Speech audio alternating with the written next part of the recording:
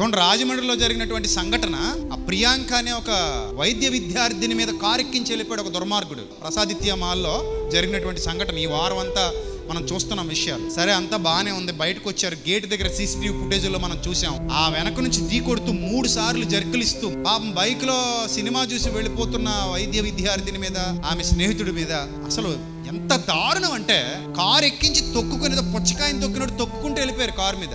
పక్క టర్న్ తీసేసుకున్నారు అంతే, ఏవిఎఫ్ఆర్ రోడ్ లో. దీనికి కారణం ఏంటంటే హిట్ అండ్ రన్ అంటున్నారు. ఇది హిట్ అండ్ రన్ కాదు. హిట్ అండ్ రన్ అంటే అన్ఇంటెన్షనల్ గా జరుగుద్ది. మనం ఎక్కడో వెళ్ళిపోతుంటాం, వేగంగా ఎవరో వచ్చేస్తారు, పాపం అడ్డంగా గుద్దేస్తారు, భయం వేసి పారిపోతారు. అందరూ పారిపోరు, కొంతమంది ఏం చేస్తారు, గుద్దును హాస్పిటల్ తీసుకెళ్తారు. తప్పు చేసామని ఫీలింగ్ ఉంటుంది కాబట్టి. ఇక్కడ అలా జరగల. కావాలని ఒక ఆడపిల్ల తల మీద నుండి కారు ఎక్కించేసి మళ్ళీ పక్కన వీధిలో కారు తిప్పేసి వేగంగా వెళ్ళిపోయి, తర్వాత ఏవో కథలు చెప్తున్నారు, నెంబర్ బోర్డులు మార్చేశారట, సర్వీసింగ్లు చేసేసారట. హిట్ అండ్ రన్ కేసు నమోదు చేయడం మంచిది కాదు, అది మంచి పద్ధతి కాదు. ప్రభుత్వాలకు మనం చెప్పాలి, అది హిట్ అండ్ రన్ కాదు, అది మర్డర్ది. ఒళ్ళు కొవ్వెక్కి చేసిన మర్డర్. ఇంటెన్షనల్ గా చేయకపోయినా అప్పటికప్పుడు ఒళ్ళు కొవ్వెక్కి పిచ్చెక్కి ఒళ్ళు బలిసి ధన మదం చేత, అధికార మదం చేత, లేదా వెనక ఎవరో సపోర్ట్ ఉందనో రెచ్చిపోయి కొంతమంది అహంకారంతో వెర్రవీగి ఇలాంటి హత్యలు చేస్తూ ఉంటారు. ఇప్పుడు ఇదే విధంగా ఒక సామాన్యుల కుటుంబంలో కాకుండా ఒక పెద్ద అధికారి ఇంట్లో కానివ్వండి, లేదా ఒక మంత్రి ఇంట్లో కానివ్వండి, ఒక ఎమ్మెల్యే ఇంట్లో కానివ్వండి, ఒక పసిబిడ్డను కానివ్వండి, లేదా వాళ్ళ పిల్లల్ని కానివ్వండి, ఇలా తొక్కించేస్తే ఈ నిమిషాల మీద చంపేస్తారు ఆ మనిషిని. హిట్ అండ్ రన్ అనే చిన్న చిన్న సెక్షన్ లేరు, చాలా పెద్ద సెక్షన్లు పడతాయి. అలాంటి పెద్ద సెక్షన్లు పడితేనే రేపు పొద్దున ఇంకొకటి ఇలాంటి ఒళ్ళు కొవ్వెక్కిన తప్పులు చేయడానికి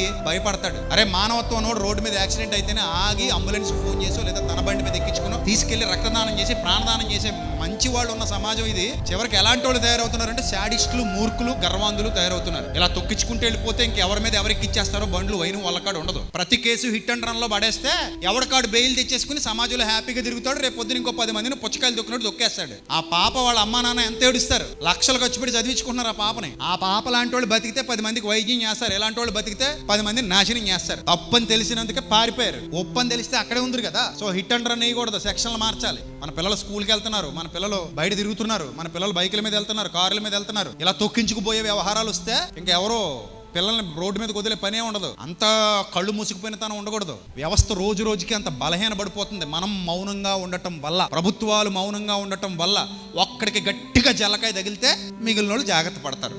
ఇలాగే వదిలేస్తే ఎవడ జాగ్రత్త పడ్డ. మనం కూడా కారులు నడుపుతామండి, ఎదురుగా చాలా మంది ఉంటారు, పిల్లలు రోడ్డు దాటుతుంటారు, చాలా మంది బయట వాళ్ళు తిరుగుతుంటారు, ముసలి వాళ్ళు వెళ్తుంటారు. ఎక్కడైనా రెడ్ సిగ్నల్ పడినప్పుడు కారు ఆపుతాం, కంగారుగా మనం వెళ్తుంటాం.